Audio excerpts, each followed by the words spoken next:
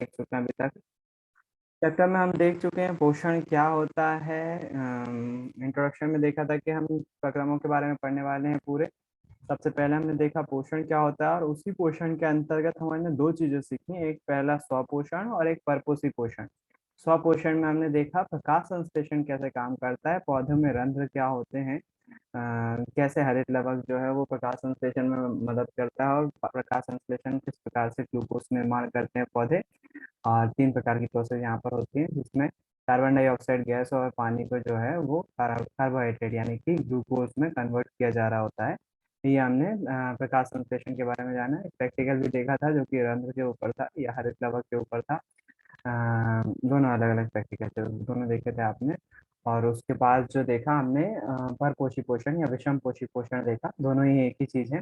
परपोषी पोषण में व्यक्ति जो है ऊर्जा के लिए दूसरे जीवों पर डिपेंड होता है। तो उसमें हम जो है सबसे मेनली अमीबा के बारे में वीडियो भी देखा था। एक मनुष्य में पोषण देखा, जो कि मनुष्य के आहार नाल के बारे में देखा। मनुष्य के आहार नाल में भोजन कहाँ कहाँ से मुंह से जाता है, कैसे भोजन नली यानी कि ईसोफेगस में जाता है, ईसोफेगस से स्टमक में, और स्टमक के बाद जो है छोटी आंत बड़ी आंत और बाहर निकाला जाता है, उसी उसी जिसको हम बहिर्क्षेपण बोलते हैं। और उसी में हमने देखा लीवर से एक ये रस भी निकलता है, और लाला रस से तो आप सभी परिचित हैं, लास्ट में भी बात हुई थी। ये हमने भोजन के बारे में देखा कि भोजन पचता कैसे है। दंत चरण के बारे में कुछ वीडियोस दिखाए थे, आई होप इसके पढ़ने के बाद आपने घर में जब ब्रश करा हो तो ये वाला टॉपिक आपको याद आया हो, ये इमेजेस आपके सामने आई हो जब ब्रश करा हो, तो वीडियो दिखाने का मकसद पूरा हो जाता है। और अगर नहीं आई तो अभी भी आना चाहिए आपके सामने कि किस तरह से हमारे जो पिछले दांत होते हैं उसमें हम अगर ब्रश नहीं पहुंचेगा हमारा, किस तरह से वहां पर प्लाक जमता जाएगा, और वो प्लाक जो है धीरे धीरे आपके मसूड़ों को इन्फेक्टेड कर देगा, आपको नुकसानदेह हो जाएगा, डेंटिस्ट के पास जाना पड़ेगा, तगड़ा खर्चा हो जाएगा। केवल हम 2 टाइम ब्रश अच्छे से करें, खाने के बाद अगर कुल्ला कर ले, तो हम वो प्लाक को जमने से रोक सकते हैं। और ब्रश करते समय हमें ध्यान रखना है कि हमारा ब्रश उन कोनों तक पहुंचे जहाँ पर प्लाक जमा हो रहा है, जिसको हम नॉर्मली जल्दी जल्दी ब्रश के चक्कर में छोड़ देते हैं। ब्रश को थोड़ा सा सीरियसली लेना शुरू करना चाहिए आपको इस टॉपिक के बाद, अगर आपको स्वस्थ रहना है तो। नहीं तो दांत दर्द से आपको बहुत टाइम जो है वो परेशान रहना पड़ेगा।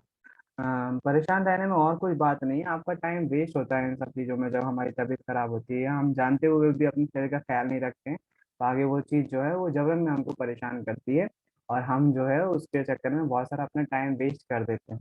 दर्द होता है तो किसी चीज़ में मन नहीं लग रहा होता है, तो हम केवल जरा सी केयर करके दांत में थोड़ा सा ब्रश में केवल फोकस करते हुए, ब्रश कर रहे हैं तो ब्रश पे ही ध्यान देते हुए कि दांतों के सभी कोने में जा रहा है कि नहीं ब्रश, बस इतने से बात पर ही जो है आप अपने दांतों को बहुत हद तक प्लाक से बचा सकते हो, और प्लाक की वजह से आपको जो है वो दांत खराब नहीं होंगे एक लंबी अवधि तक।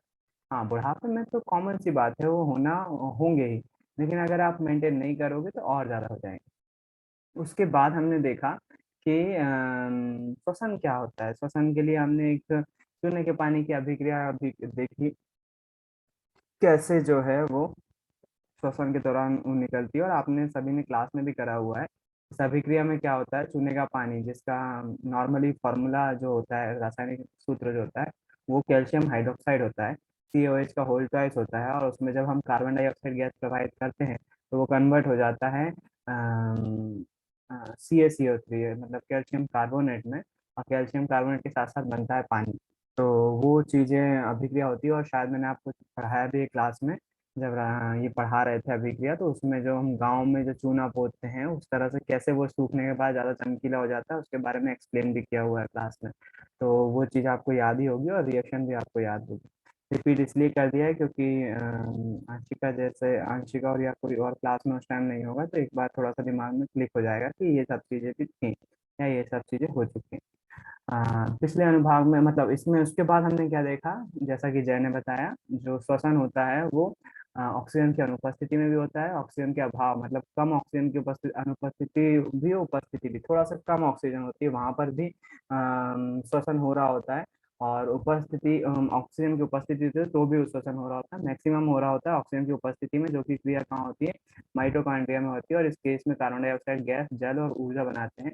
ये ऊर्जा जो है ATP के फॉर्म में संचित होती है हमारी बॉडी में, मतलब हमारी कोशिका में, कोशिका इस एटीपी को बैटरी की तरह यूज करती है। जब भी उसको ऊर्जा की आवश्यकता है, कोशिका को ऊर्जा की आवश्यकता कब मिलेगी?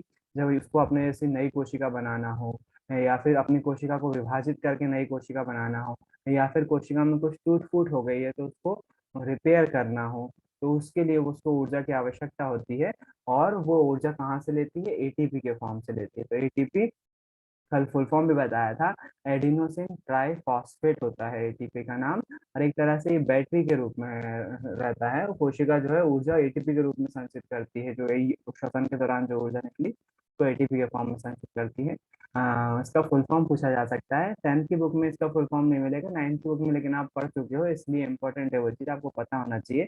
एटीपी मतलब एडिनोसिन ट्राइफॉस्फेट, है ना, ये पता होना चाहिए। तो ये हम कल देख चुके थे। इसके बाद जो है अ, इसके बाद हमको आज पढ़ना था, क्योंकि वायवीय श्वसन पथ ऑक्सीजन पर निर्भर करता है। अतः वायवीय जीवों को सुनिश्चित, हाँ ये बहुत जल साला वाला देख लिया था हमने, मछली का कल हमने आखिरी चीज देखा था कि जलीय जीव कैसे श्वसन करते होंगे। तो मैंने जब आपको बताया था स्टार्टिंग में, तो जब चैप्टर पढ़ा रहा था तो मैंने बताया था हर एक तंत्र में अपन जो है वो जीव के बारे में पढ़ेंगे। अब जीव में पौधे भी आ जाएंगे, मनुष्य भी हो जाएंगे, और जलीय जीव भी हो जाएंगे। तो पोषण में आपने पौधों के बारे में भी देखा, पौधों में प्रकाश संश्लेषण क्रिया होती है।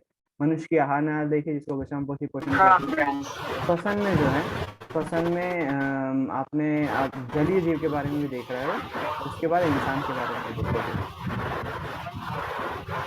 जी का माइक खुला था, ठीक।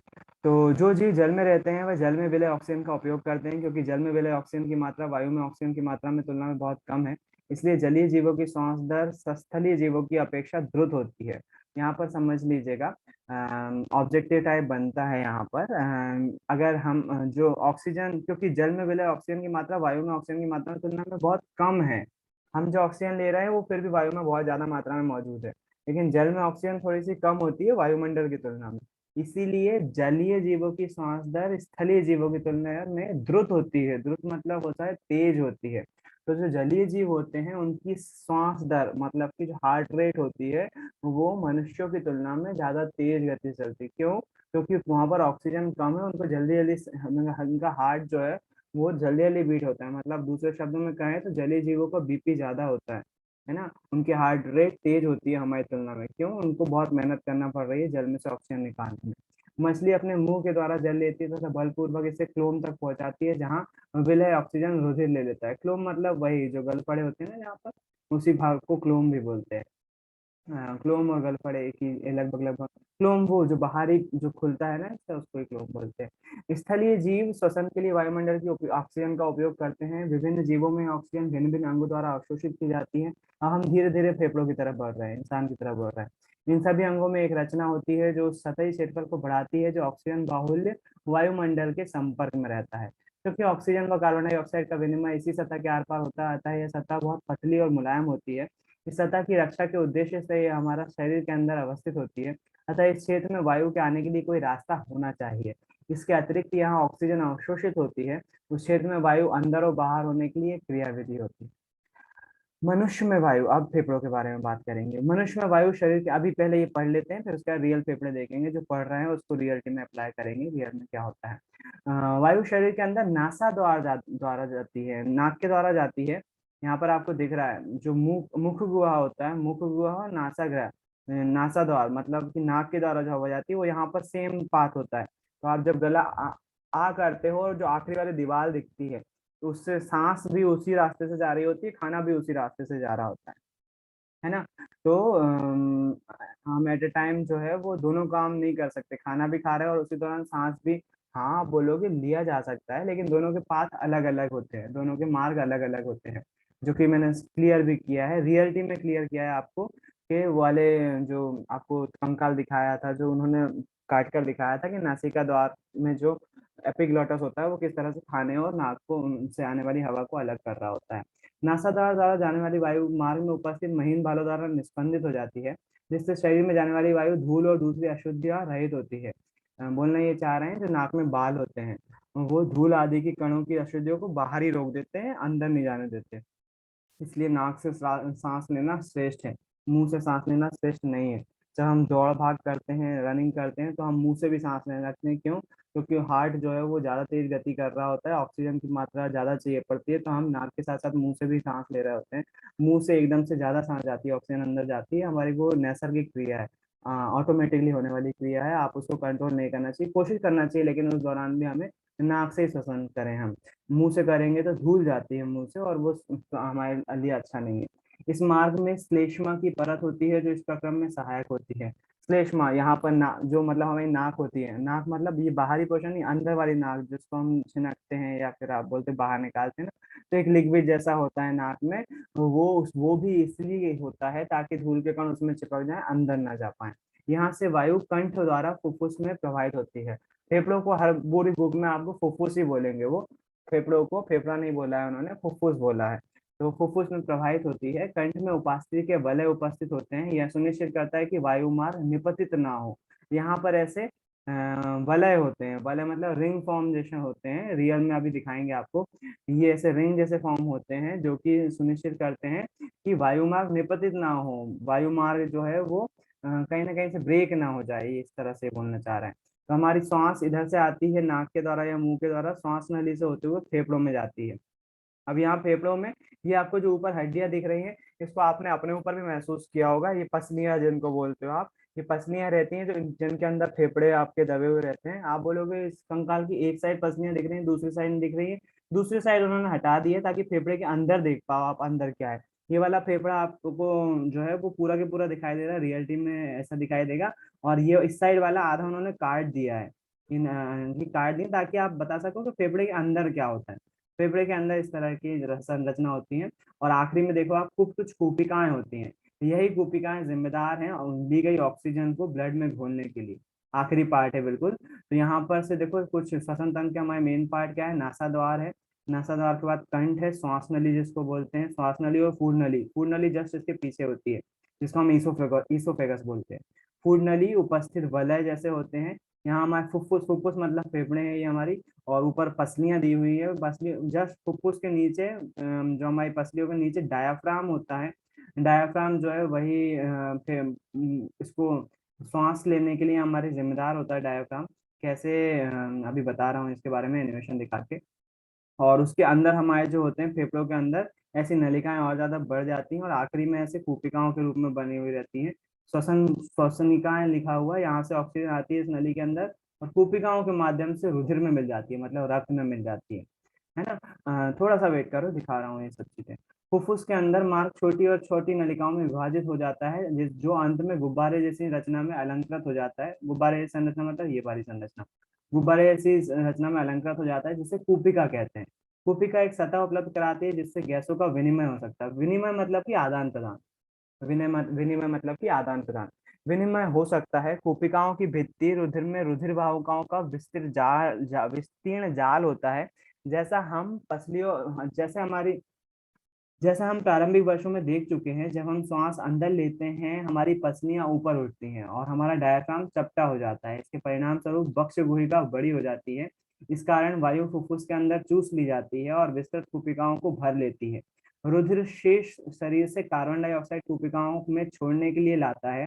कूपिका रुधिर वाहिका का रुधिर कूपिका वायु से ऑक्सीजन लेकर शरीर की सभी कोशिकाओं तक पहुंचाता है।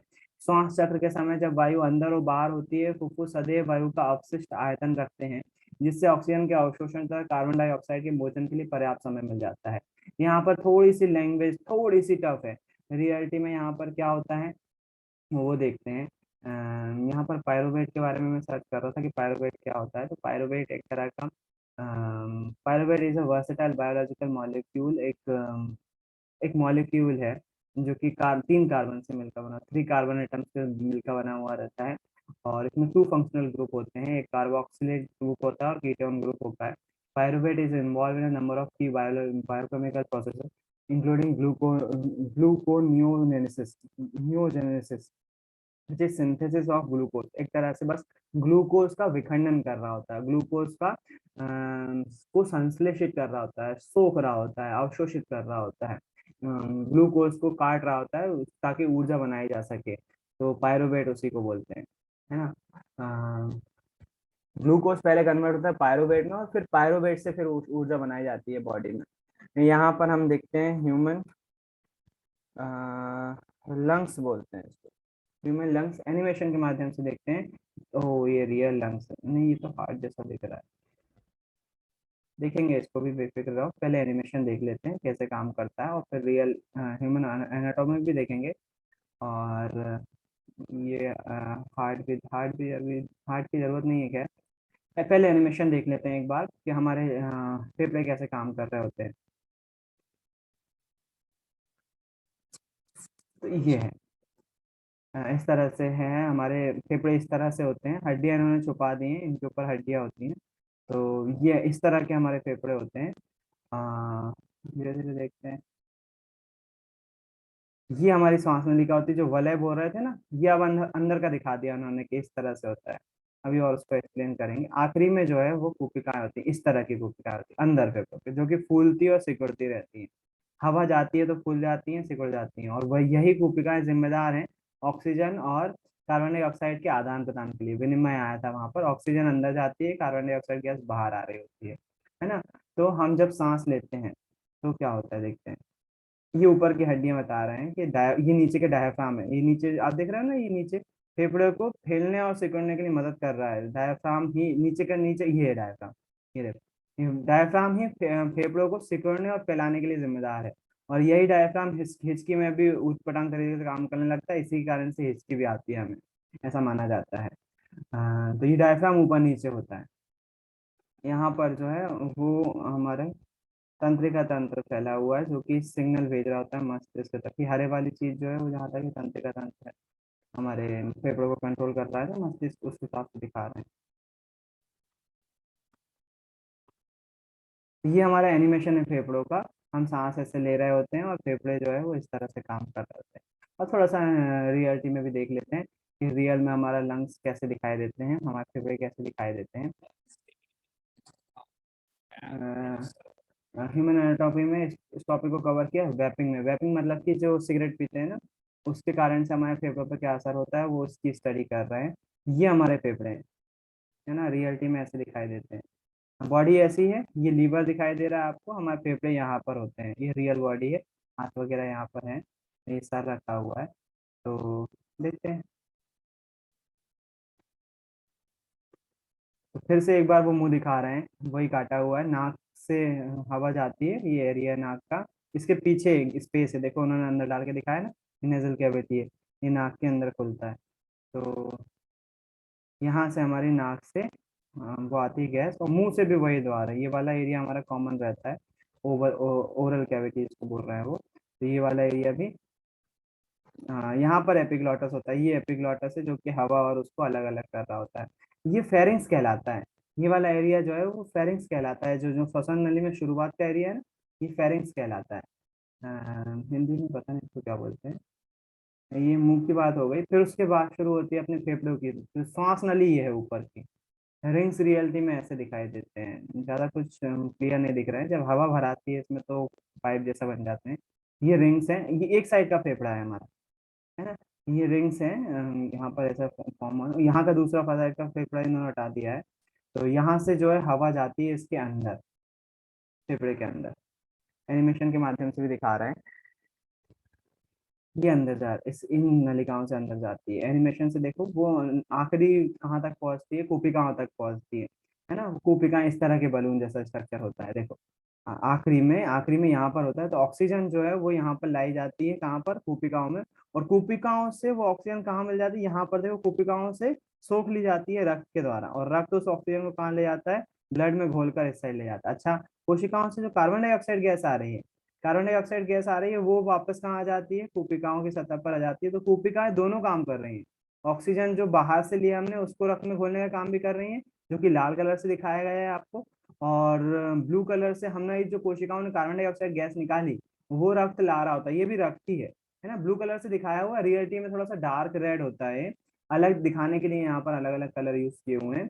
तो कूपिकाओं में कार्बन डाइऑक्साइड गैस आती है, और वो कूपिकाओं के द्वारा अवशोषित करके वापस कार्बन डाइऑक्साइड गैस इसमें निकाल ली जाती है, और कहाँ भेज दी जाती है, फेफड़ों के माध्यम से बाहर। अब जब कार्बन डाइऑक्साइड गैस निकल गई तो वो फिर से खाली हो गई, वहां पर फिर से ऑक्सीजन इसमें घोल दी जाती है। तो एक ही कुपिका से दोनों काम हो रहे होते हैं। यहाँ पर ब्लड आया, इसमें से कार्बन डाइऑक्साइड गैस निकाल दी, जो शुद्ध रक्त है उसमें क्या घोल दी जाएगी, ऑक्सीजन घोल दी जाएगी और फिर शरीर से भेज दी जाएगी। एक सिस्टम तरह से बना हुआ है, देखो कुपिकाओं पे वो गंदा खून आया जिसमें कार्बन डाइऑक्साइड गैस है, कुपिकाओं ने कार्बन डाइऑक्साइड गैस निकाल ली, वहां जगह खाली हुई तो उसकी जगह कौन ने ले ली, ऑक्सीजन गैस ने ले ली, ऑक्सीजन कुपिकाओं में आ गई, कार्बन डाइऑक्साइड गैस बाहर निकाल दी जाएगी, ऑक्सीजन जो है वो आगे बढ़ जाएगी। ये सिस्टम लगातार चलता रहता है, जिसके कारण से ऑक्सीजन और उसका लेना देना चलता रहता है ना। रियल टाइम ऐसे इस तरह की रहती हैं कुछ। ये देखो इन्होंने एनिमेशन से बताया हुआ है यहाँ पर ऑक्सीजन और कार्बन डाइऑक्साइड गैस का कैसे लेना देना होता है। तो जब हम वेपिंग करते हैं वो तो उसको एक्सप्लेन कर रहे हैं, अपना उससे कोई लेना देना नहीं है। डायरेक्ट हम फेफड़े पे देखते हैं रियल फेफड़े कैसे काले हो जाते हैं,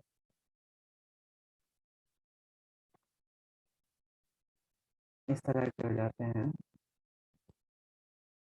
ज़्यादा कुछ खास नहीं दिख रहा है इस वीडियो में, इतना ही है। इन्होंने हार्ट भी दिखा दिया है, ये हार्ट है, रियल हार्ट है। इस तरह से होता है, थोड़ा सा हो सकता है आप लोगों को थोड़ा सा गड़बड़ लगे, तो जिसको पसंद ना हो तो कृपया कर ना देखें। हाँ मैं समझ सकता हूँ थोड़ा सा डेंजरस है, थोड़ा सा खतरनाक भी दिख रहा है। अगर आपको नहीं देखना है, क्योंकि इंटरेस्टिंग बात है, हम जो है वो अपना हार्ट को नहीं देख रहे हैं, इंसान के अंदर कैसे पाया जाता है। आप थोड़े ख्याल से, मेरे ख्याल से तो बड़े हो गए हैं, लेकिन फिर भी हाँ हो सकता है आपको देखने में अचरज हो या फिर परेशानी हो। कृपया कर बेटा स्क्रीन से दूर हट जाओ थोड़ी देर के लिए, केवल सुनते रहो, स्क्रीन मत देखो। आप मोबाइल पे इधर उधर कर सकते हो, कोई दिक्कत वाली बात नहीं, आपके फोन में हो। थोड़ा सा मजबूत बनो लेकिन, है ना। यहाँ पर जो है वो हार्ट और लंग्स एक साथ रखे हुए हैं यहाँ पर। तो हमारे पीछे फेफड़े यहाँ पर रहते हैं और हार्ट यहाँ पर है ना। अम,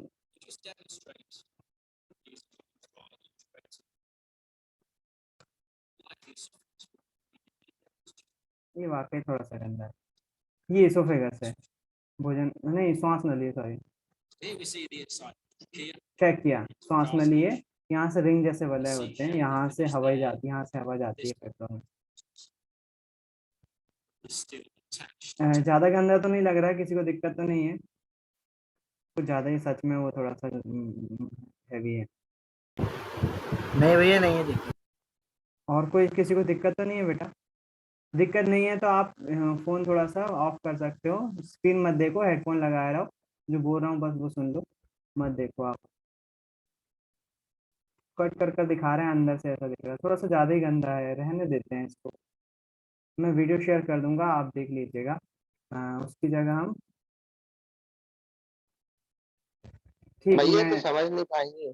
वही आ, समझ नहीं आया ना। नहीं वो समझ में आ जाएगा, उसमें कोई वाली बात नहीं है, एनिमेशन के माध्यम से समझा चुका हूँ मैं ऑलरेडी। भैया दिखा दीजिए आप मैं तो। वीडियो शेयर कर दूंगा, नहीं नहीं वो कुछ ज़्यादा ही गंदा है सच में। इतना ज़्यादा हैवी नहीं होना चाहिए। एनिमेशन के माध्यम से देखो रेस्पिरेटरी सिस्टम क्या काम करता है, मैं नहीं दिखा रहा हूँ वो वीडियो।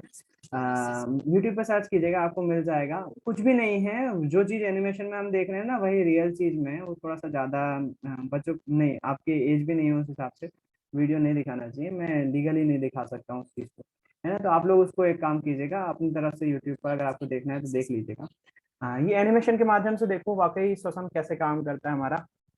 अ,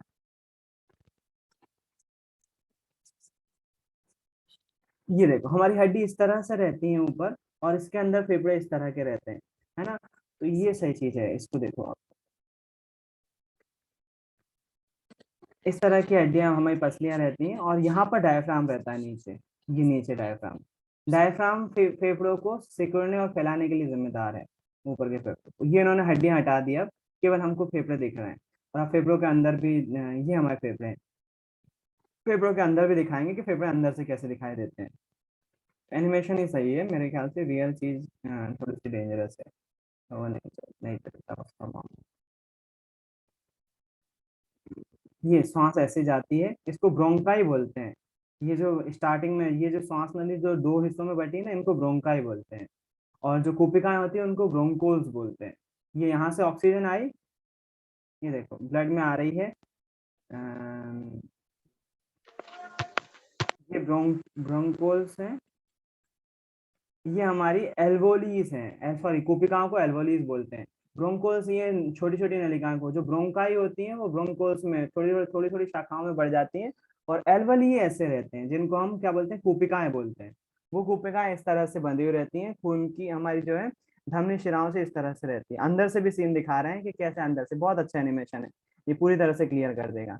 ऑक्सीजन आई और यहाँ पर क्या हो रहा है, वो ये इन रंध्रों से निकलकर जो हमारे एल्वोली कूपिकाओं के चैम्बर है उसमें से निकलकर कहाँ निकाल दी जा रही है, आर ऑक्सीजन है, ये देखो ऑक्सीजन यहाँ आई, उसकी त्वचा ने क्या कर लिया, उसको अवशोषित करके कहाँ भेज दिया, धमनी में भेज दिया, जहां पर जो है रक्त कणिकाएं उस ऑक्सीजन को लेकर आगे बढ़ेंगी। ये देखो, ये ऑक्सीजन बहुत अच्छे से दिखाया हुआ है। यकीन मानो रियलिटी में नहीं पता चलेगा अपन को ऐसा कभी भी, रियलिटी में नहीं देख पाएंगे ऐसी चीजें, एनिमेशन के माध्यम से बता दिया। कुपिका में ऑक्सीजन आई, ये देखो बुलबुला आया और वो त्वचा पे बैठ गया यहाँ पर कुपिका की, और फिर त्वचा से धीरे धीरे कहाँ चला गया, नीचे अब्जॉर्ब करते हुए रक्त में आ गया, ये आ गई रक्त में। और ये आरबीसी क्या करेगा, उसके साथ जुड़ जाएगी ये रक्त ऑक्सीजन, आरबीसी एक्सेप्ट कर लेगा और आरबीसी के रूप में कहाँ श्वेत रक्त कणिकाएं कहाँ पहुंचेंगी, धीरे धीरे आगे बढ़ती जाएंगी। तो देखो उसका कलर चेंज हो गया, रेड हो गया, क्यों, क्योंकि ऑक्सीजन उसमें मिल गई, ऑक्सीजन उसके साथ हो गई। ये आरबीसी जो है वो वापस मतलब और ये कार्बन डाइऑक्साइड गैस क्या हो रही है, उसी कूपिका में कार्बन डाइऑक्साइड गैस आ रही है, वो त्वचा क्या कर ले रही है, एक्सेप्ट कर ले रही है, और कार्बन डाइऑक्साइड गैस आगे बढ़ती जा रही है। देखो ये ऑक्सीजन आई, कार्बन डाइऑक्साइड गैस आई और उसी होल से चली गई। अलग अलग कूपिकाएं सभी लोग यही काम कर रही हैं, ऑक्सीजन को ब्लड में घोलती जा रही हैं, कार्बन डाइऑक्साइड गैस को अवशोषित करके वापस फेफड़ों में भेजती जा रही हैं। तो ये कूपिकाएं होती हैं। आई होप समझ में आ रहा होगा। ये फिर से ब्रोंकोल्स है, ब्रोंकोल्स आगे चल के ब्रोंकाई बनाएंगे, ब्रोंकाई जो दो हिस्सों में बटेंगे वो ब्रोंकाई रहेगी, और फिर से वो वापस फेफड़ों में आ जाएंगी। ये आगे कार्बन डाइऑक्साइड गैस निकल रही है जो नाक से द्वारा निकाल दी गई है ना। बहुत अच्छे से बता दिया है, इससे अच्छा कुछ नहीं हो सकता है। समझ में आ जाना चाहिए अभी तक। तो ये देखो फेफड़े फूल रहे हैं तो डायफ्राम नीचे जाता है, डायफ्राम की बता रहे हैं संरचना। फेफड़े फूल, जब ऑक्सीजन ली तो फेफड़े फूले, डायफ्राम नीचे की तरफ गया। अब डायफ्राम वापस अपनी जगह लेता है तो फेफड़े सिकुड़ते हैं और कार्बन डाइऑक्साइड गैस बाहर जाती है। देखो डायफ्राम वापस अपनी जगह पे आएगा तो फेफड़े सिकुड़ेंगे और कार्बन डाइऑक्साइड गैस बाहर जाती है। पूरा एक सिस्टम चल रहा है, एक के बाद एक प्रोसेस चल रही है सेम टू सेम। ये जैसे डायफ्राम ऊपर की तरफ आया, फेफड़े सिकुड़ गए और कार्बन डाइऑक्साइड गैस क्या हो गई, बाहर निकल गई, है ना। तो ये जो है श्वसन कहलाती है हवा। ये देखो श्वास ली, फेफड़े फूले, डायफ्राम नीचे गया, श्वास डायफ्राम ऊपर आया, फेफड़े सिकड़े और कार्बन डाइऑक्साइड गैस बाहर निकल गई। तो ये हमारा श्वसन तंत्र है। मेरे ख्याल से आपको समझ में आई होगी ये चीज, है ना। अच्छा, जो अगर रियल फेफड़ों को अपन अगर खोल के देखेंगे तो बहुत बड़ी चादर के रूप में जैसे हो जाएगी। यहाँ पर लिखा हुआ है फुफ्फुस के अंदर मार्ग छोटी और छोटी नलिकाओं में विभाजित हो जाता है, जो अंत में गुब्बारे जैसे रचना में अलंकृत हो जाते हैं, जिसे कुपिका कहते हैं। कुपिका एक सतह उपलब्ध करवाती है जिससे गैसों का विनिमय हो सकता है। अब मेरे ख्याल से इसमें समझ में आएगा आपको। कुपिकाओं की भित्ति में रुधिर वाहिकाओं का विस्तीर्ण जाल होता है, जैसा हम प्रारंभिक वर्षों में देखते हैं। ये चीज पढ़ चुके हैं हम कुपिकाओं के बारे में। जैसे जैसे जंतुओं का शरीर का आकार बढ़ता है, अकेला विस्तरण दाब शरीर के सभी अंगों तक ऑक्सीजन पहुंचाने के लिए अपर्याप्त है, उसकी दक्षता कम हो जाती है। फुफ्फुस की वायु से श्वसन वर्णक ऑक्सीजन लेकर उन ऊतकों तक पहुंचाते हैं जिनमें ऑक्सीजन की कमी है। मानव में श्वसन वर्णक हीमोग्लोबिन है जो ऑक्सीजन के लिए उच्च बंधुता रखता है। यह वर्णक लाल रुधिर कोशिकाओं में उपस्थित होता है। कार्बन डाइऑक्साइड जल में अधिक विलय है और इसका परिवहन हमारे रुधिर में विलय अवस्था में होता है। तो दोनों ही चीजें यहाँ पर लिखी हुई है, कार्बन ऑक्सीजन भी होता है और कार्बन डाइऑक्साइड गैस भी जो है। यदि कूपिकाओं की सतह को फैला दिया जाए तो लगभग 80 वर्ग मीटर क्षेत्र ढक लेंगी। 80 वर्ग मीटर, नॉट फीट, 80 वर्ग मीटर, बहुत बड़ा एरिया जो है वो। अगर हम कूपिकाओं की सतह को, हमारे फेफड़े जो है ना, रियलिटी में हमारे फेफड़े जो कूपिकाएं दिख रहे थे वो एक तरह की पतली परत जैसे, एक के ऊपर एक परत होती है कूपिकाओं की। जैसे पेटिस की परत होती है ना, पेटिस खाए होंगे आपने, एक के ऊपर एक क्रिस्पी परत रहती है उसके ऊपर। तो वैसे जो है फेफड़ों पर भी जो है वो फेफड़ों की जो कूपिकाएं होती है वो पतली शीट के रूप में होती है और एक के ऊपर एक चादर होती है उसकी। अगर हम उसको फैलाएं, फेफड़ों की उस शीट को फैलाएं तो वो 80 वर्ग मीटर का एरिया कवर कर लेगी। 80 वर्ग मीटर बहुत बड़ा एरिया होता है। एक वर्ग मीटर होता है, 1 मीटर इतना होता है, इतने बाई इतने का 1 वर्ग मीटर होगा, इसमें के 80 वर्ग मीटर। हाथ से नापोगे आप तो 80 मीटर बहुत बहुत बड़ा हो जाएगा। हमारे एक फेफड़े में इतनी ज्यादा शीट फॉर्म होती हैं। क्यों क्यों होती है, उसको शीट के रूप में क्यों रखा जाता है, क्योंकि ज्यादा से ज्यादा ऑक्सीजन, अगर एक परत होगी तो एक टाइम पे ऑक्सीजन जा रही होगी, बहुत ज्यादा तेज प्रोसेस नहीं है, वो ब्लड में घुलेगी, ब्लड लेके जाएगा। तो वो ज्यादा नहीं है। ज्यादा मात्रा में ऑक्सीजन ग्रहण करना है तो ऐसी बहुत सारी कूपिकाएं की जरूरत होंगी, और बहुत सारी कूपिकाएं हम क्षेत्र वही है। हमने क्या करा है, हमारी बॉडी में शरीर ने उन कूपिकाओं को ऐसे फोल्ड करके एक के ऊपर एक चिपका दिया है, जिससे एक फेफड़ा बना हुआ है। इस प्रकार के दो फेफड़े हमारे पास होते हैं, और उन कूपिकाओं में क्या होती है, ऑक्सीजन जारी होती है लगातार। इसी कारण से पर्याप्त ऑक्सीजन मिल पाती है। नहीं तो अगर कूपिकाएं ऐसी इतनी ज्यादा मात्रा में नहीं होंगी, हमारे फेफड़े ऐसे परतन जैसे साड़ी की परत करते हैं ना अपन, मम्मी को देखा होगा साड़ी बांधती है मम्मी, वैसी वैसी परत होती है फेफड़ों की, कूपिकाओं की जो होती है ना, वैसी परत होती है, जिसके कारण से ज्यादा मात्रा में ऑक्सीजन जा पाए। तो इसको कंटिन्यू कर रहे हैं, एक बार फिर से ज्वाइन करना पड़ेगा, तो एक बार फिर से ज्वाइन करो ताकि कंटिन्यू कर सकें।